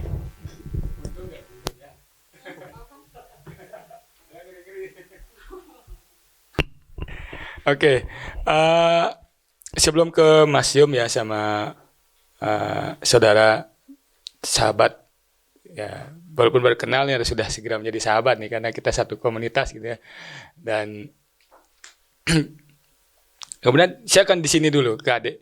Apakah kita perlu pakai endorser, influencer gitu kan? Ini harus dipegang sekarang kata-kata ini. Dengan majunya dunia digital, teknologi, sekarang ada istilah setiap orang adalah media. Kalau setiap orang adalah media, ya pakai media kita. Ini kita ada di genggaman kan.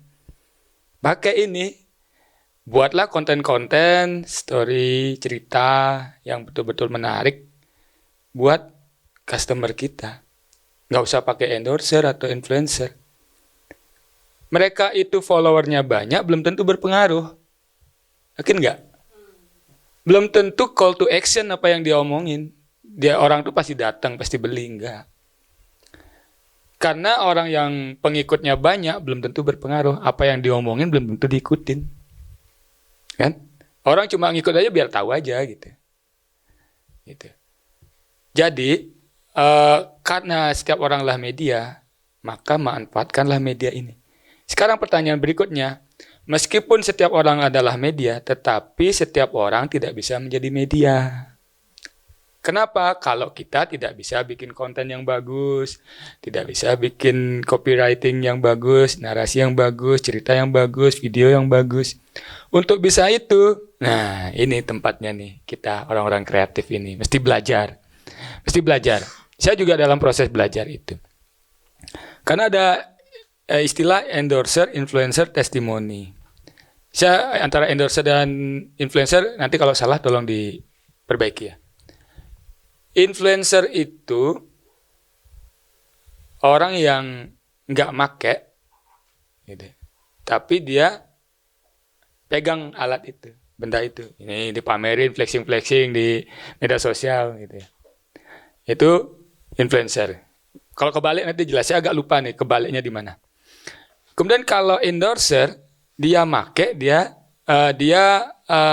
make tapi nggak cerita. Dia cuma tampilin aja. Tapi nggak ngomong ngajak orang untuk beli gitu. Tapi kalau influencer ngajak orang untuk beli, padahal dia nggak make. Kan sering tuh influencer itu, padahal dia nggak make produk kita. Ini promoin dong. Dia nggak pernah make produk kita. Nah, terus ada yang berikutnya, dia make tapi nggak ngomong. Nah, ditunjuk-tunjukin aja, gitu, ditunjukin, gitu kan. Testimoni yang paling kuat, dia make, dia merasakan, dia cerita. Nah, maka kita sebagai setiap orang adalah media. Kalau kita bisa menjalin hubungan ikatan emosi dengan customer kita, bedain ya antara orang asing, apa ya, stranger ya, dengan konsumen dan customer. Beda itu. Stranger itu calon konsumen. Konsumen itu beli sekali, customer itu beli lagi, beli lagi, beli lagi, beli lagi. Yang kita cari apa? Pelanggan, customer. Nah, pelanggan inilah yang jadi di era sekarang itu bagaimana caranya dia jadi promoters kita. Apa yang kita buat konten menarik segala macam, punya hubungan emosi dengan dia sukarela akan share dan tag temennya yang lain. Maka manfaatkanlah media kita, dan untuk bisa memanfaatkan supaya kita bisa jadi media, sekaranglah kita waktunya belajar. Teman-teman UMKM mesti belajar, saya juga harus belajar juga. Nah, Mahima karena Onya itu jago nulis fiksi, kemudian fakta, bikin cerpen, novel. Nah, kita belajar dari mereka. Belajar pembenaran kata dan sebagainya supaya kuat. Nah, kemudian kembali ke Mbak Dina. Kita harus punya positioning. Kalau ini kan sudah jelas nih positioningnya Bliandika kan, produknya gitu kan.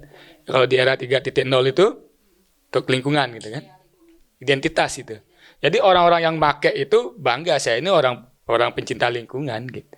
Nah, sekarang tinggal bagaimana supaya nilai-nilai itu diadopsi oleh calon konsumen kita. Kalau dia mengadopsi nilai-nilai itu, dia pasti beli. Nah, gitu.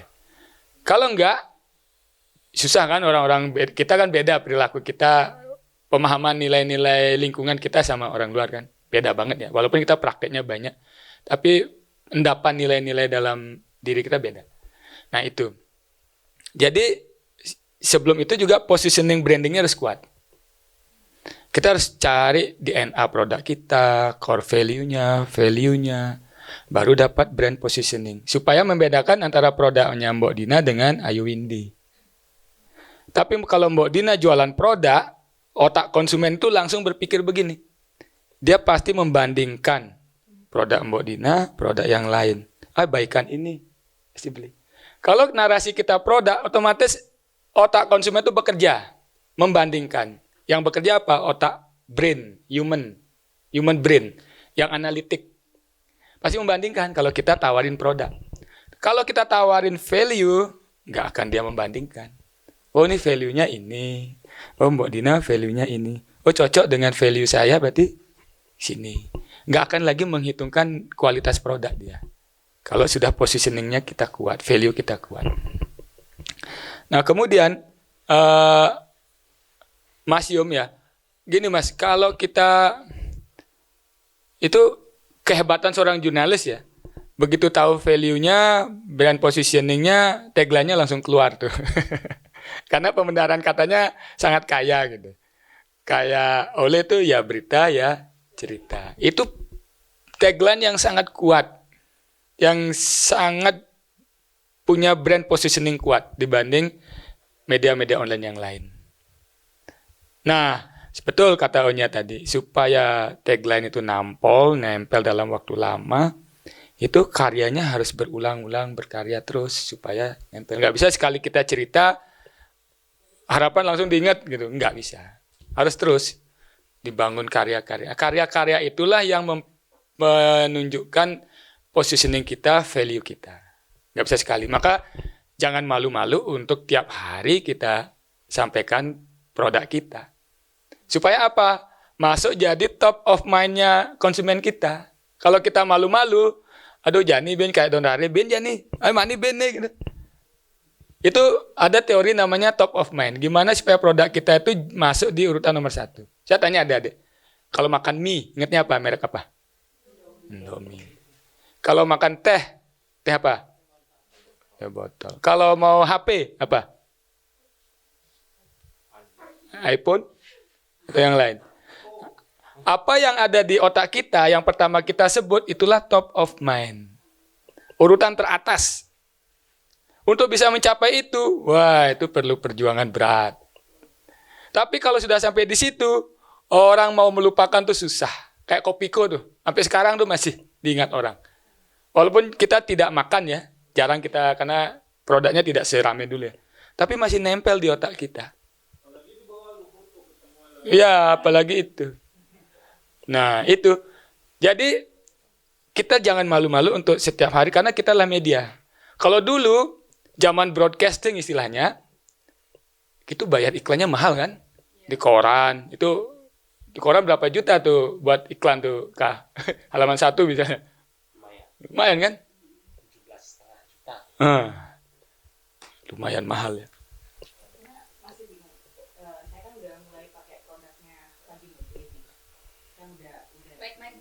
Mbak Dina, ini. Seperti saya kan udah pakai kainnya Pagi Mutli untuk proses tas kan. Jadi segmennya kebanyakan customer saya juga beda nih. Begitu saya sudah pernah nih pakai misalnya media TikTok dan sebagainya, itu nggak di situ sebenarnya customer saya. Terus memang kebanyakan sih orang-orang yang sudah mulai peduli lingkungan dan sebagainya. Saya cuma masih bingung untuk menarasikan produk saya, ngelinknya ke Pagi Mutli juga gitu loh. Maksudnya orang biar tahu saya tuh ngomonginnya bagaimana gitu, menceritakan juga adanya nih. Selama ini kan saya hanya nge-tag aja, bahannya dari Pagi Mutli gitu. Sudah mulai tidak ngomong, ayo dong pakai ini, enggak. Kece ya kalau pakai tas ini karena ini bahan, pokoknya mulai ini. Tapi sudah ada sih saya punya customer gitu, 2 atau 3 itu, setiap saya posting saya belum ngomong apa-apa gitu, dia ngelihat dia udah langsung WA, Mbak keep itu ya, Mbak ini. Jadi nggak posting. Jadi saya cuma bingung, ini orang sukanya punya saya itu apa sih gitu loh. Saya tanya ke dia, nggak tahu, pokoknya pingin beli aja. Setiap Mbak posting pingin beli pokoknya gitu. Itu dari rasional. Makanya saya bingung. Saya berusaha untuk ngorek ke dia apa sih sebenarnya maunya saya pakai itu sih juga gitu loh, buat untuk menarik customer yang lain. Cuma nggak dapat gitu loh Pak. Apa sih sebenarnya orang ini sukanya dari punya saya gitu. Memang sih saya udah mulai bikin memang satu motif kainnya Pagi Mutli itu hanya untuk satu tas gitu loh. Nggak mungkin ada yang lain. Memang kita bikinnya diskusi sama Andika, bikin Mbok yang memang kelihatan orang bisa untuk koleksi satu. Terbukti sih memang ya di situ memang ininya. Cuma kadang-kadang kan kita juga perlu nge-branding di sosial media gitu.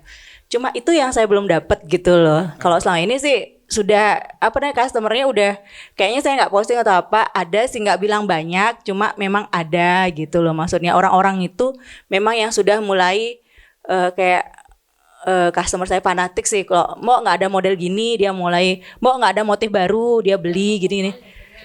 Tapi saya nggak tahu mau ngomongin di sosmed gitu loh, mau ngomonginnya di situ tuh bagaimana gitu.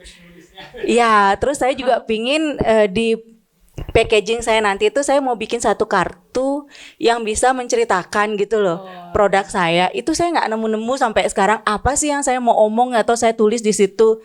Saya udah tulis tangan atau apa. Saya pingin ya kayak kemasan yang kayak sekarang lah, betul. Cantik, ada kartunya, ada ininya. Dan itu mungkin nanti narasi itu juga saya bawa kalau pas saya pameran di mana gitu. Kalau saya nggak ada di tempat, jadi orang cuma baca itu aja mereka ngerti. Oh produk ini begini, tanpa saya harus bercerita sih gitu loh Pak. Ini saya mau tanggapi ya. Waktu saya sempat ke Pagi Mutli, studionya Pagi Mutli sama sekeluarga ya, sama Pak Oli dan anak-anak. Oli langsung bikin puisi panjang ya. Saya bacakan ya. Tapi ini panjang. Judulnya Celup. Siang di Pagi Mutli Studio, kami mencelupkan diri dan berubah. Kami berubah di situ di tepi jalan raya Singaraja Tejekule. Kami terasa lebih segar, lebih berwarna dan lebih alami. Siang di Pagi Mutli Studio adalah pagi yang dipanjangkan, barangkali sampai sore, sampai malam, sampai pagi kembali. Karena memang begitulah, Di situ kain tua dengan warna kimia yang labur dicelup ditenggelamkan dalam air perasan daun-daun. Di situ kain muda yang terang telanjang dicelup dimandikan pada cair klorofil daun-daun. Dan bayangkan kemudian serat daun menjadi serat kain, menjalin serat kain. Serat kain menyerap warna daun, lalu pasanglah di tubuhmu. Maka pagi akan terus dipanjangkan, karena alam meneduhkan seluruh hari di seluruh tubuh. Gitu. Itu kalau Ole sudah nulis itu dan tanpa dipaksa, itu benar-benar sebuah sebuah copywriting yang mahal ya. Mahal banget. Ole tidak sembarangan menulis seperti itu untuk sembarangan produk karena dia sangat irit sekali ya.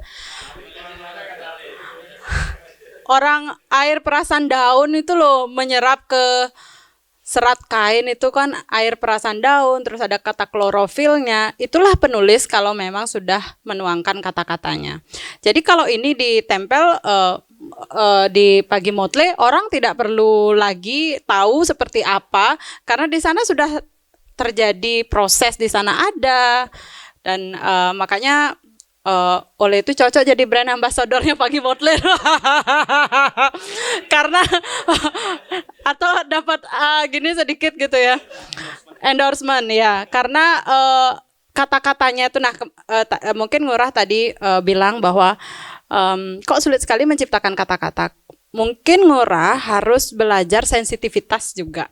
Ya, kalau Pak Ole memang orangnya sensitif terhadap kata-kata, tapi kemudian sensitivitas itu membangun perspektif.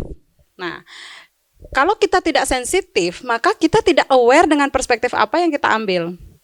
Bayangkan saya dan Ole itu sama-sama ke Pagi Motley gitu ya, dan kami sama-sama terpukau lah gitu ya.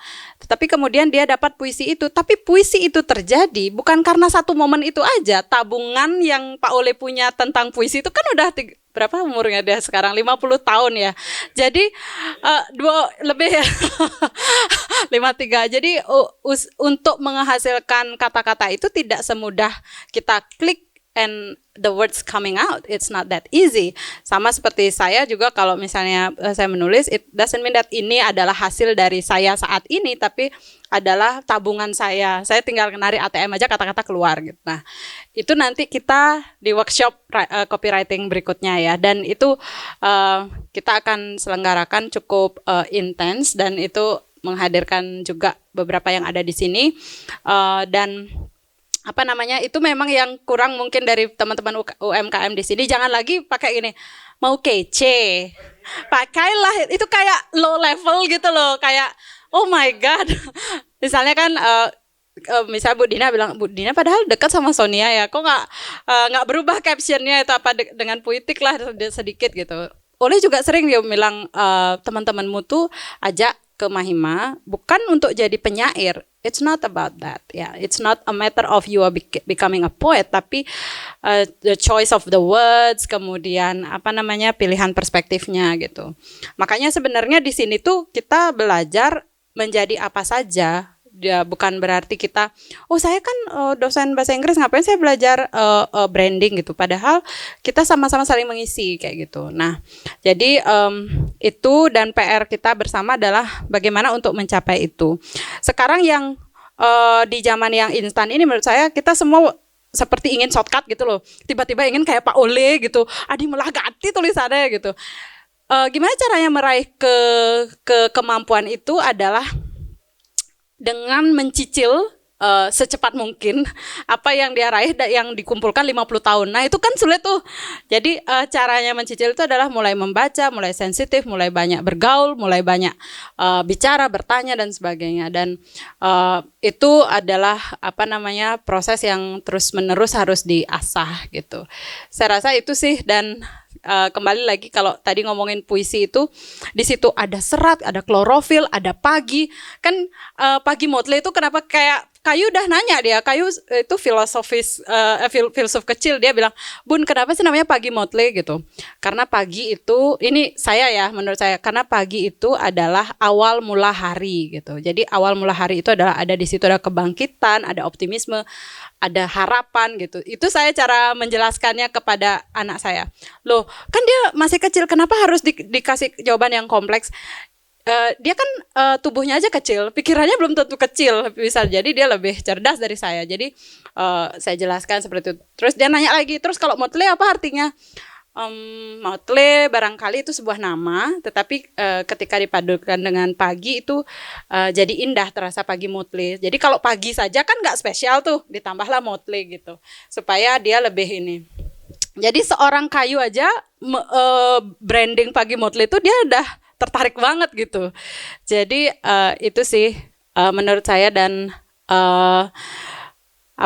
kita harus belajar banyak lah ya, tidak cukup hari ini gitu. Juga teman-teman mahasiswa di sini ya, saya tadi juga di UKM Teater saya bilang, kenapa sih teater itu masih relevan gitu ya, sama dengan UKM Fisik, kok masih relevan sih?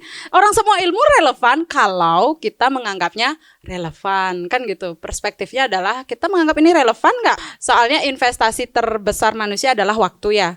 Kalau kalian tidak memanfaatkan momen ini, kalian akan merasa rugi besar gitu. Tetapi juga sebaliknya, kalau kalian merasa ini bermanfaat, ini jutaan loh ilmunya ini harganya, tapi hari ini kita free dapatkan gitu ya. Jadi itu dulu, dan mungkin kita lanjut diskusi lagi beberapa pertanyaan, atau Eka mau nambahkan? Oh ya, Bijo itu ya. Itulah brand. Jadi brand itu, ini teman-teman supaya tersesatnya nggak terus kejauhan gitu ya. Brand itu bukan merek. Merek itu bukan brand. Logo itu bukan brand. Packaging itu bukan brand. Tagline itu bukan brand. Brand itu adalah nama yang bermakna. Jadi pagi motle itu nama yang bermakna yang dibuat oleh si Ole tuh, value-nya tuh. Jadi bermakna nama itu dengan narasi itu. Jadi orang yang make itu, dia merasakan, apalagi baca puisinya Ole, itu merasakan ikatan emosi yang luar biasa antara dirinya dengan produk yang dia pakai itu. Itulah brand. Jadi teman-teman UMKM banyak yang berpikir, kalau saya sudah bikin logo, berarti saya bikin brand. Bukan. Logo itu bisa menjadi brand kalau dia membangkitkan ikatan emosi yang tinggi. Baru. Misalnya kalau udah Nike udah jadi brand ya logonya. Karena orang pakai itu logo mencentang gini kan, emosi kita kayak gimana pakai kan? Nah, itu artinya sudah punya brand. Jadi jangan kalau teman, ini bikin usus, saya mau bikin brandnya. Dia baru bikin merek gitu. Saya mau bikin hendak nih, saya mau bikin brandnya. Dia mau bikin logo maksudnya. Biar menarik gimana sih, biar simpel? Logo maksudnya. Bukan brand. Brand itu persepsi atau nama yang bermakna. Nah, kalau sudah berhasil membangkitkan makna, menimbulkan makna, barulah brand.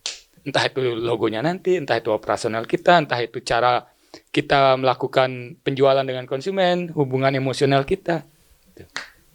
Nah, kemudian berikutnya menjawab Mas Yum, kenapa jampi-jampi itu awet puluhan tahun gitu? Saya balik pertanyaannya gitu. Jawaban buat teman-teman UMKM. Teman-teman UMKM itu janganlah membuat produk brand.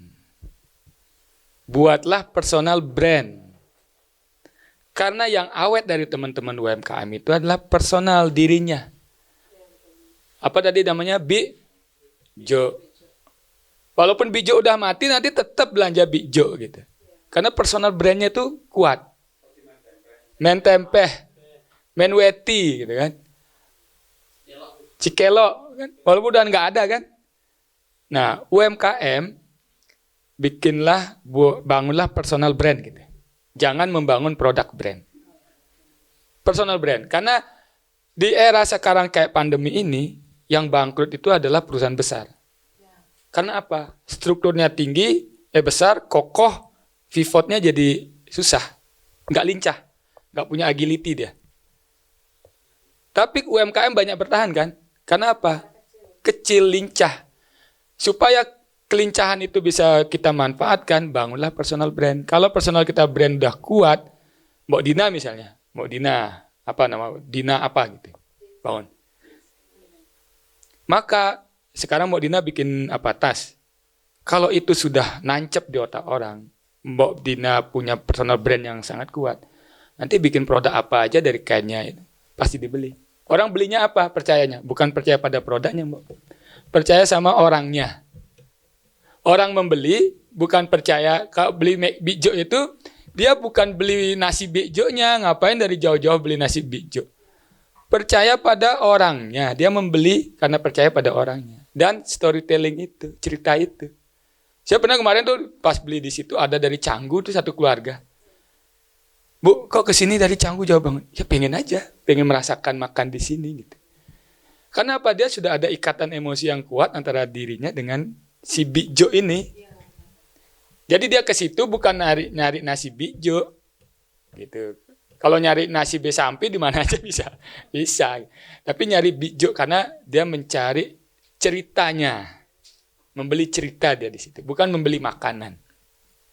Nah itulah kalau produk brand kita kuat, personal brand kita kuat, corporate brand kita kuat. Nah, tapi kalau kita teman-teman UMKM mau grow up, bisa. Saya pun sedang berusaha, gitu kan. Makanya saya dari awal membangunnya produk brand. Atau bisa nanti jadi corporate brand. Tapi perlu diingat, bahwa yang menyelamatkan usaha kita di masa sulit ini adalah personal brand. Bukan produk brand, bukan corporate brand. Kayak Elon Musk itu, dia personal brandnya kuat. Orang nggak beli SpaceX-nya, nggak beli Twitter-nya, nggak beli percaya semua itu. Karena percaya Elon-nya. Dia beli Tesla karena percaya Elon-nya, bukan percaya produk. Di mana-mana sekarang ada kan mobil listrik gitu kan. Tapi dia percaya orangnya. Itulah kekuatan UMKM sebetulnya. Yang harus kita bangun di Buleleng. Personal brand itu kita bangun dengan kuat, maka kalau ada sesuatu atau mau mengembangkan usaha, kalau orang ini udah dipercaya, dia mau bikin apa aja dengan nama dirinya, itu orang pasti percaya. Oh, kalau sudah Mbok Dina bikin pasti bagus deh. Gitu. Nah, bangunlah personal brand dengan cerita-cerita seperti itu. Itu. Jadi Mas Yum, kenapa Bikjo itu kuat? Bukan karena jampi-jampinya. Tapi karena personal brandnya Bikjo yang sudah terbangun cerita sekian lama, sehingga terjalin ikatan emosi antara Bikjo dengan pelanggan. Nah, gitu kira-kira.